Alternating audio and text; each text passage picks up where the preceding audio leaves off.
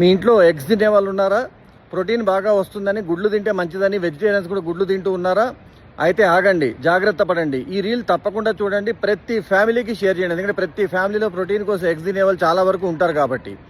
ఈ మధ్యకాలంలో మీరు గమనిస్తూ ఉంటే ఇండియాలో కెమికల్ ఫ్రీ అని, యాంటీబయాటిక్ ఫ్రీ అని ఎగ్స్ వస్తున్నాయి, బ్రౌన్ ఎగ్స్ కూడా వస్తూ ఉన్నాయి. వీటిని ఆర్గానిక్ ఎగ్స్ అని కూడా అంటూ ఉంటారు. వీళ్ళందరూ వాటి ప్యాకెట్ మీద ఇది కెమికల్ ఫ్రీ, దీనిలో ఎలాంటి కెమికల్స్ లేవని ఇస్తూ ఉంటారు.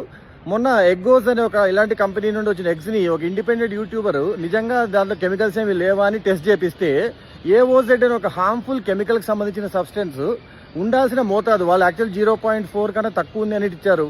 కానీ దాని లోపల టెస్ట్ చేసి 0.7 కన్నా ఎక్కువ ఉంది అని తెలిసింది. దీనివల్ల ఏం ప్రమాదం అవుతుంది అంటే మనుషులకి క్యాన్సర్ వచ్చే ప్రమాదం ఉంది. అంటే ఏంటి, ఆ ఎగ్గోస్ అనే ఎగ్స్ని కంటిన్యూస్గా తింటూ ఉంటే కొన్నేళ్లకి వాళ్ళకి క్యాన్సర్ వచ్చే ప్రమాదం ఉంది అని తెలిసింది.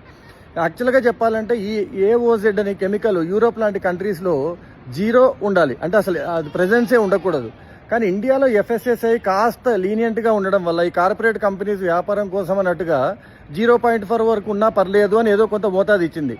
ఇప్పుడు అది ఏకంగా 0.7, 0.8 మోతాదులో ఉందంటే అసలు ప్రాణాలకి లెక్క ఉంది. గవర్నమెంట్ అసలు నిజంగా ఎందుకు స్ట్రిక్ట్గా ఉండట్లేదు? FSSAI చూడాల్సింది ఏంటి? కార్పొరేట్ సంస్థల లాభాల కన్నా మనుషుల ప్రాణాలు ఇంపార్టెంట్. ప్రజలందరూ జాగ్రత్తగా ఉండండి.